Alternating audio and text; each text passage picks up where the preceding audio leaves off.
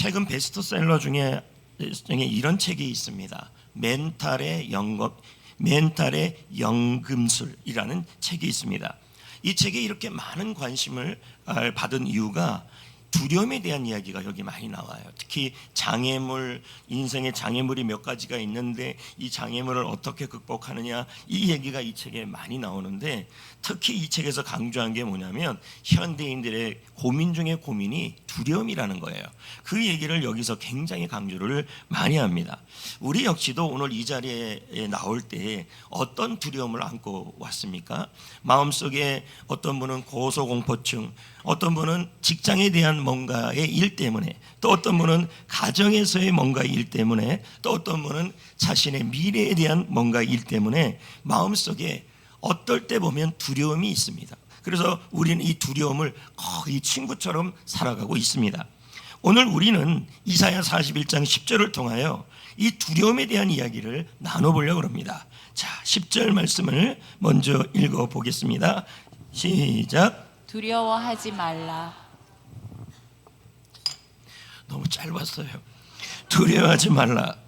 이 말은 이사야 말씀은 히스기야 왕 때 전해진 겁니다. 그런데 여러분, 이사야서 40장 이후의 말씀은 장차 이스라엘이 바벨론이라는 나라에 망하게 될 것을 예언적으로 표현하고 있어요. 그러면서 그런 상황이 오면, 이스라엘 백성들이 포로가 되는 상황이 오면 극심한 두려움이 있을 것이며, 그리고 극심한 정신적 육체적 고통뿐만 아니라 포로가 됐으니까 미래에 대한 두려움도 있을 것이다. 특히 성전이 파괴가 되고 그리고 성벽도 파괴가 되니까 자신을 보호하는 데 있어서의 그 두려움이 생길 거라고 하면서 이 이사야 말씀이 나온 겁니다. 여러분, 우리는 두려움하면 정의를 이렇게 할 수가 있어요. 위협이나 위험에 대한 감정적인 반응이다. 이게 두려움입니다. 여러분, 사실 두려움은 필요 없습니까? 필요 있습니까? 필요 있습니다. 조금이라도. 왜 그러냐면, 여러분, 아이들이 벌을 무서워해야죠. 그래야 안 만지죠. 그러니까 여러분, 약간의 두려움은 생존을 위해서 필요한 겁니다. 그러니까 너무 안 두렵다는 사람도 이상한 겁니다. 그리고 여러분, 이 교통사고에 대해서 이렇게 가다 보면 두려움이 있잖아요. 그러니까 차를 어떻게 해요? 조심하는 거죠. 맞아요? 그리고 바닷가에 가면 깊은 데로 가는 것을 두려워하잖아요. 빠질까봐. 이런 약간의 두려움은 생존을 위해서 필요한데, 문제는 두려움이 약간이 아니라 지나칠 때 문제가 생기는 거예요. 미래에 대해서 지나치게 두려워하고, 내가 어떤 단체나 관계, 사람과의 관계 속에서 이 관계에 대해서 내가 잘 안 되면 어떡하나 하면서 약간이 아니라 조금씩 심해질 때, 이런 것들이 우리에 대해서 문제가 생기는 겁니다. 더불어서 또 어떨 때냐면, 여기 그림에도 나와 있는 것처럼 가정이든 자녀든 질병이든 이런 거에 대해서 약간의 두려움을, 그러니까 여러분, 지금 코로나가 유행하고 감기가 유행하잖아요. 나는 안 걸려 하면서 마스크도 안 끼고 다니면 걸리는 거죠. 독감이 걸리든지. 근데 약간 조심해야 되잖아요. 그리고 이러고 다니면 감기도 덜 걸릴 거고 독감도 덜 걸릴 거 아닙니까? 약간의 두려움은 도움이 되지만, 이게 너무 또 두려움이 지나쳐도 문제가 있고 너무 두려움이 없는 것도 문제가 있는 거죠. 아무튼 오늘은 우리가 겪는 일, 내가 이 병에 걸리면 죽으면 어떡하나, 이런 이 두려움에 대한 이야기를 나누려고 합니다. 자, 나폴레옹 휠이라는 사람이 두려움에 대해서 이거 좀 지나친 두려움들을 얘기하겠죠. 뭐라고 얘기하는지 봅시다. 시작. 두려움은 수많은 사람들을 무너뜨린다. 두려움은 바이러스와 같다. 네, 그러니까 한번 두려움이 조금 심해지면요, 이 두려움이 코로나 퍼져나가듯이, 감기 퍼져나가듯이, 독감 퍼져나가듯이 이렇게 전염이 돼버린다는 거예요. 이 두려움이 결코 좋은 게 아니에요. 그러면 일상생활이 힘들어지고 건강생활이 힘들어지고 신앙생활도 힘들어져요. 그러니까 오죽하면 잠언 29장 25절에 특히 이 사람에 대한 두려움이 나오는데, 자, 읽어볼까요? 시작. 사람을 두려워하면 올무에 걸리게 되거니와. 네, 그러니까 사람 만나는 것도 두렵고 사람 보기 싫고, 이건 이제 두려움이죠. 어떻든 이런 두려움이 자꾸 있으면 올무에 걸린다. 이걸 BBE 성경이라고 영어 성경이 있는데요.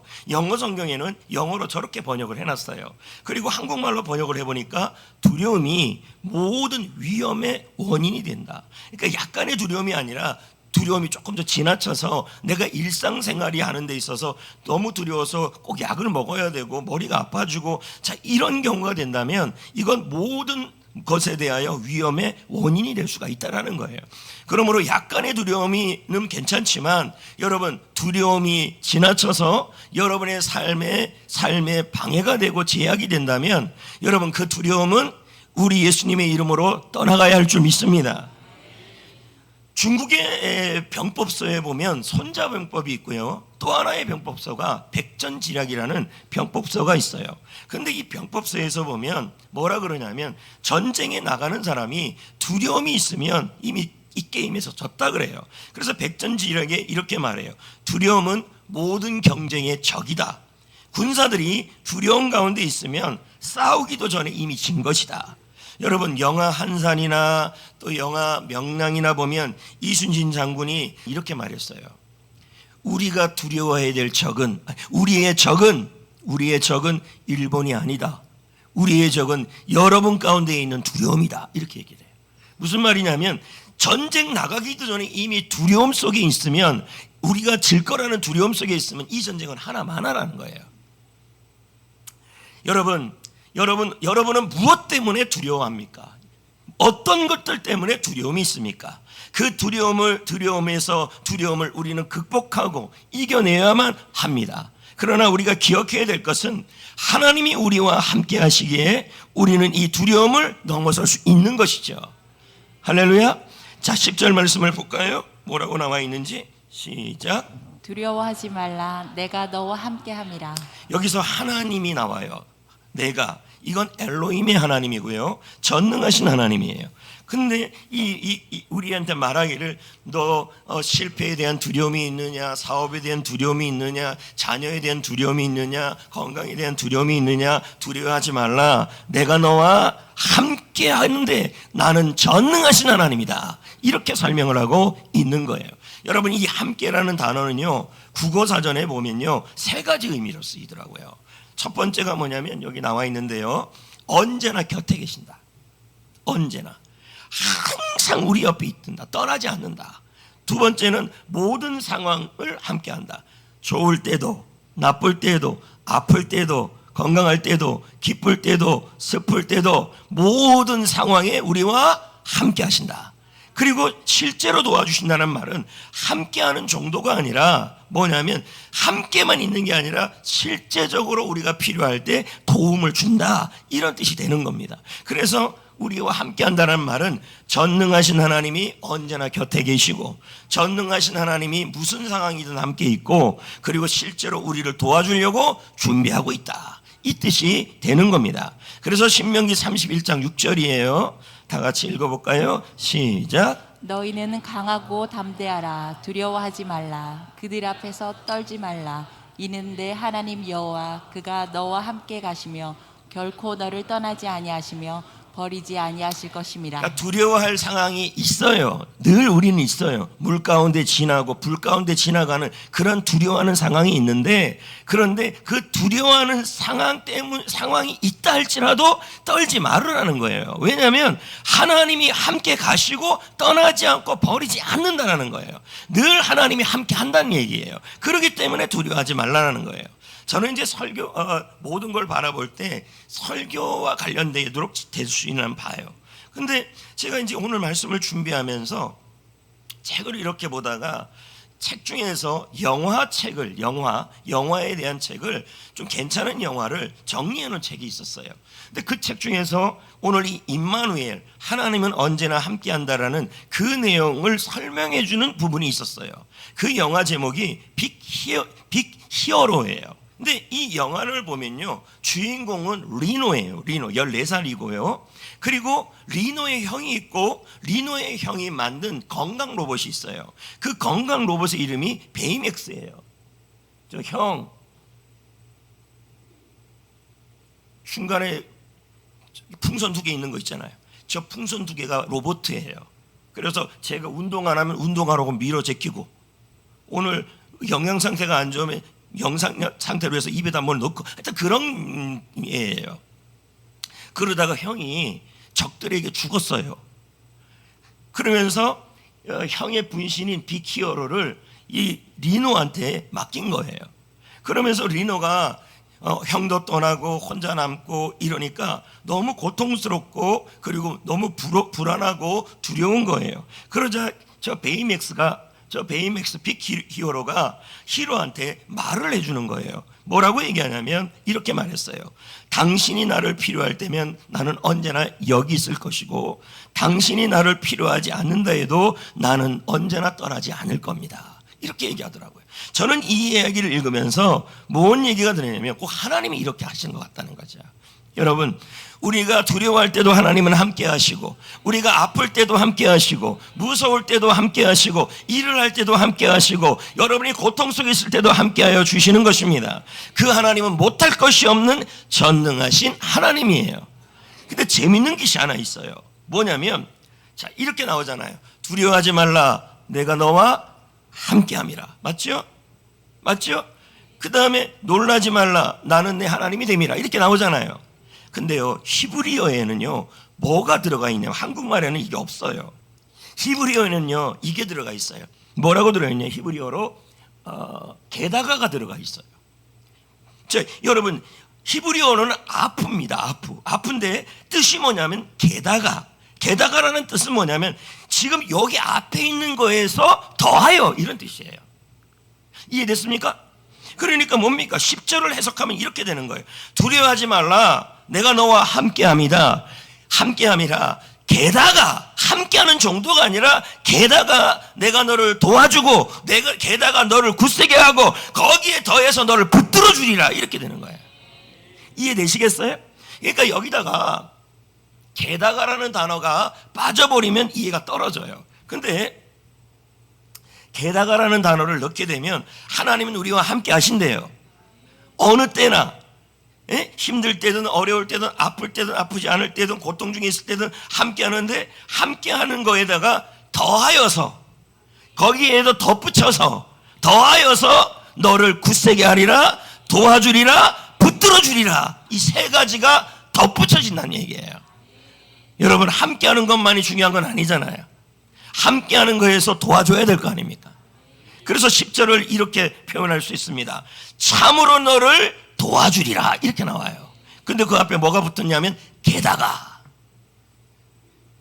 함께 하는 정도가 아니라 뭐예요? 참으로 너를 도와주니까 네가 아플 때든 아프지 않을 때든 힘들 때든 힘들지 않을 때든 어떤 상황에서도 두려워하지 않아도 된다는 거예요. 도와주겠다는 얘기예요. 근데 문제는 여기서 나와 있는 참으로라는 뜻이에요. 참으로. 원문의 뜻이 뭐냐 했더니 내가 보증한다는 얘기죠. 그리고 생명을 건다. 반드시. 이 말은 뭐냐면 하나님이 자신의 이름을 걸고, 이 뜻이에요. 여러분, 하나님에게 생명 같은 것들은 많지요. 생명을 걸고란 말은 하나님의 이름을 걸고지만 하나님의 목숨 같은 거, 생명 같은 것이 있다면 그건 아들 예수님이에요. 근데 하나님은 뭐예요? 아들 예수님을 보증으로 주신 거예요.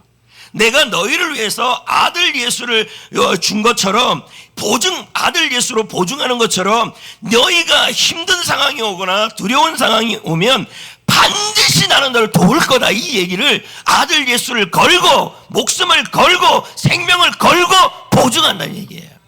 그 내용이 로마서 8장 32절이에요. 읽어봐요. 시작. 자기 아들을 아끼지 아니하시고 우리 모든 사람을 위하여 내주시니가 어찌 그 아들과 함께 모든 것을 우리에게 주시지 아니하겠느냐. 아들 예수님을 주셨죠?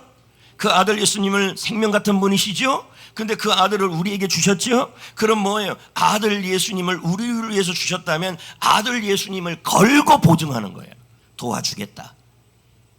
제가 지난주에 철로 역정을 다시 한번 쭉 훑어봤어요. 그때는 철로 역정을 읽어보면서, 여러분, 철로 역정이란 말은 기독교인이, 크리스찬이 천국까지 가는 그 여정을 의미해요. 근데 여러분도 알다시피 철로 역정을 보면요, 웬 놈에 그렇게 고난이 많은지 몰라요. 기독교인이 천국까지 가는데 유혹도 많고 고난도 많아요. 그러면서 제가 읽으면서 오늘 말씀과 딱 맞는 게 하나가 있더라고요. 그게 뭐냐면, 기독교인이, 크리스찬이 길을 가다가 게으름이나 이런 것들한테 쏘가가지고 그만 늪에 빠져요. 그 늪의 이름을 철로 역정에서 좋은 번역은 절망의 늪이라고 표현해요. 얼마나 무서워요. 여러분, 지난번에 늪에 빠지면 움직이면 움직일수록 어떻게 된다 그랬어요?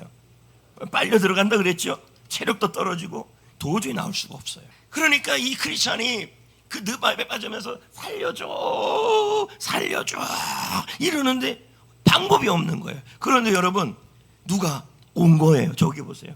저기 왔는데 철로 역정에서는 저 사람을 뭐라고 표현했냐면 도움이라고 표현했어요. 우리 입장에서는 뭐예요? 하나님의 도움이죠. 도움이 와가지고요, 어떻게 하냐면 끈집어내줘요. 저는 이 부분을 읽으면서 무엇을 이 책에서 얘기하는지를 알겠더라고요. 여러분, 우리 인생에 있어서 저렇게 절망의 늪에 빠지는 경우들이 있어요. 건강의 질병의 늪, 자녀의 늪, 물질의 늪, 각가지 늪에 빠질 때 여러분, 우리 하나님은 참으로 목숨을 걸고 보증을 하면서 반드시 건져 주십니다. 저는 어떻게 하다가 그 동물의 왕국을 봤어요. 나 동물의 왕국 좋아하거든요. 근데 그 영상에 보는데 깜짝 놀랐어요. 그 영상을 보면서 흑 기러기, 어떻게 알았어요? 기러기인지. 흑 기러기가 있는데 그 흑 기러기가 새끼를 어디다 낳냐면 절벽에다 낳아요. 제가 놀란 건 성경에서 나와 있던 독수리가 새끼가 떨어질 때 날개로 이렇게 엎는다 그랬잖아요. 근데 이건 그게 아니더라고요. 흑두루미, 나는 왜 자꾸 두루미라고 그래? 흑기러기, 앞으로 해도 기러기, 뒤로 해도 기러기. 흑기러기 새끼를 낳은 지 이틀을 지난 다음에 아마 분명히 둘이 커뮤니케이션을 했을 겁니다. 짹짹짹 그랬더니 새끼가 짹짹짹 이랬을 거예요. 그러면서 이렇게 얘기했을 거예요. 네가 이 절벽에서 뛰어내려야 한다. 나는 널 받아주지 않을 거다. 그러나 네 몸은, 새끼의 몸은, 흑기러기 새끼의 몸은 떨어져서 부딪혀도 가볍고 부드럽기 때문에 안전하게 떨어질 수 있다. 걱정하지 말고, 밑에서 엄마가 기다리고 있을 테니까 걱정하지 말고 엄마의 말을 믿고 용기를 내서 절벽에 뛰어내려라. 그리고 그 떨어지고 나면 어떻게 되냐면 엄마와 함께 연못으로 가요. 그리고 나서 날개 연습을 해요. 여러분, 여러분의 인생에 분명히 절벽이 있을 거라는 거죠. 건강의 절벽, 환경의 절벽, 그 절벽 앞에 뛰어내릴 땐 용기가 필요한 거예요. 근데 아마도 태어난 지 이틀 된 이 새끼한테 제가 아까 그랬잖아요. 분명히 짹짹짹 이랬을 거라고요. 너 걱정하지 마라. 엄마도 무서웠는데, 두려웠는데 뛰어내려 보니까 아니더라. 응? 충분히 감당할 수 있었고, 엄마가 너를 기다리고 있었고 기다릴 거고, 이제 너를 데리고 물고기도 먹게 하면서 더 따뜻한 나라로 철새니까요, 날아가도록 하는 너의 담대함을 키워주는 일이 이 일이다 하면서 그랬을 거라는 거예요. 저는 여러분들에게도 마찬가지입니다. 주님께서는 크리스찬이라고 해서 절벽이 없다고 말하지 않았어요. 두려워하는 일, 여러분을 무섭게 하는 일들이 분명히 있습니다. 새로운 직장, 어려운 결정, 건강의 위기, 물질적인 부분, 걱정되는 부분들이 틀림없이 많아요. 그럼에도 불구하고 여러분, 그 상황이 우리를 무섭게 할 수도 있죠. 그럼에도 불구하고 우리는 기억하셔야 돼요. 뭐냐면 하나님이 함께 하시고 게다가 도와주시고 여러분에게 용기도 주신다는 얘기예요.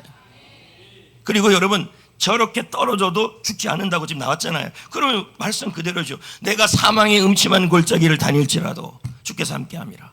네가 물 가운데 지날지라도, 불 가운데 지날지라도 침몰하지 못하고 사르지 못할 것이다 나오잖아요. 용기를 가지라고 지금 말씀하고 있는 겁니다. 할렐루야. 여러분, 세 번째는 이겁니다. 의로운, 게다가 이제 뭐예요? 아까 저 흑기러기는 옆에 없었잖아요. 근데 하나님은 뭐라고 그 얘기까지 얘기하냐면, 나는 너의 옆에 있을 것인데 의로운 오른손으로 너를 꽉 붙들고 있을 것이라. 이게 더 은혜가 되는 거죠. 10절에 참으로, 여기도 뭐라고 나와요? 참으로 나의 의로운 오른손으로 너를 붙들리라. 그 제가 아까 참으로라는 단어의 의미를 얘기했어요. 뭡니까? 내가 보증한다. 내가 생명을 걸고 말한다. 나의 이름을 걸고 말한다. 반드시 내가 말한다. 나의 의로운 오른손이란 말은 승리의 손을 말해요. 그 손으로 꽉 붙들어준다는 거예요. 옆에 있는 정도가 아니라는 얘기죠. 그래서 뭐예요? 두려워하지 말아요. 이 말씀을요, 제이식 라일이라는 학자는 이렇게 설명을 했어요. 읽어봐요. 시작. 내가 두려워할 때 하나님은 그의 의로운 오른손으로 나를 붙드신다. 그러므로 나는 두려워할 틈이 없다. 염려하지 마시라고요. 병이든 고통이든 아픔이든 절망이든 여러분, 주님이 분명히 말씀합니다. 내가 너와 함께 할 것이다. 나는 전능하신 하나님이라. 내가 너를 굳세게 할 것이다. 내가 참으로 너를 도와줄 것이다. 근데 옆에 있는 정도가 아니라 게다가 너를 꽉 붙들어주고 있을 것이다. 승리의 손으로. 두려워하지 말란 얘기죠. 할렐루야. 그러면 여러분, 말씀을 여기까지 정리하면 뭡니까? 두려워하지 말라, 놀라지 말라, 내가 너와 함께 할 것이다. 게다가 너를 도와줄 것이다. 게다가 너에게 용기를 줄 것이다. 게다가 너를 붙잡아 줄 것이다. 물 가운데, 불 가운데, 고통 가운데, 절병 가운데 있을지라도 너는 사르지 못하고 침몰치 못할 것이다. 이렇게 얘기하는 거예요. 그러므로 어떻게 해야 될까요? 10절 말씀을 볼까요? 시작. 두려워하지 말라, 놀라지 말라. 여기서 이 말라라는 단어는 금지 명령인데요, 이거예요. 당장 그렇게 하라는 거예요. 지금 당장, 여기서부터 뭐예요? 당장 두려워하지 말고 당장 놀라지 말라는 얘기예요. 그러면서 제가 두 가지 설명을 해놨는데, 두려움이라는 것은 어쩔 수 없어요. 감정이 들어요. 근데 그 감정이 더 지나치면 이렇게, 이 감정은 좋은 감정이 아니야, 이렇게 하지 말고, 그래 나는 지금 두려워하고 있어라고 인정을 하시라는 얘기예요. 그리고 그 다음엔요, 하나님께 집중하라는 얘기예요. 무슨 말이냐면, 두려움보다 크신 하나님을 묵상하고, 전능하신 하나님을 묵상하고, 위대하신 하나님을 묵상하라는 얘기예요. 두렵지만, 알겠습니까? 병이 두렵고, 물질 관계가 두렵고, 그리고 인생의 갖가지 사역들이 두렵지만 뭐 하라는 거예요? 두려움을 인정하시고, 그래 나는 두려워하고 있어. 그러나 이제는 두려움보다는 위대하신 하나님, 전능하신 하나님을 묵상하라는 얘기예요. 존 파이퍼 목사님이 이렇게 말해요. 자, 시작. 하나님의 위대하심을 묵상할 때 우리의 두려움이 작아진다. 믿습니까? 예. 그리고 그 다음에 해야 될 일은 뭐냐면, 하나님의 약속을 믿어야 돼요. 이사야 41장 10절을 믿어야 돼요. 왜요? 믿을 때 뭐가 생기냐면 두려움이 점점 작아져요. 자, 볼까요? 시편 56편 3절 4절 다 왔어요. 시작. 내가 두려워하는 날에는 내가 주를 의지하리이다. 4절. 내가 하나님을 의지하였은즉 두려워하지 자, 아니하리이다. 하나님을 뭐 했대요? 의지했더니 두려워하지 않게 됐다는 얘기예요. 맞습니까? 그러니까 여러분, 하나님의 약속을 어떻게 해요? 굳게 믿으셔야 합니다. 예. 그런 다음에 자, 여기 한번 보세요. 분명히 여러분의 인생에서 내가 해결하지 못하는 일들이 있어요. 통제하지 못하는 일들. 그래서 두려워요. 그러니까 여러분, 내가 통제할 수 없는 일들에 대해서는 하나님께 맡기시고, 하나님의 약속을 믿으시고, 내가 통제할 수 있는 일들에 있어서는 용기를 내서 담대하게 살아야 됩니다. 그래서 마지막 35절을 볼까요? 시편 히브리서 10장 35절 시작. 너는 담대함을 버리지 말라. 이것이 큰 상을 얻게 하느니라. 자, 정리 한번 해봅시다. 내 병, 내가 컨트롤이 안 돼요. 자녀, 내가 컨트롤이 안 돼요. 내 직장에서 하는 그런 성과, 내가 컨트롤이 안 돼요. 그럼 뭐예요? 그 부분은 두렵지만 하나님께 맡기고, 하나님의 약속을 믿으시고, 그리고 뭐예요? 하나님, 그리고 나서 내가 할 수 있는, 통제할 수 있는 일은, 그게 직장 생활이든 뭐든 건강이든 운동이든 통제할 수 있는 일은 뭐예요? 용감하게 주님 바라보고 사시란 얘기예요.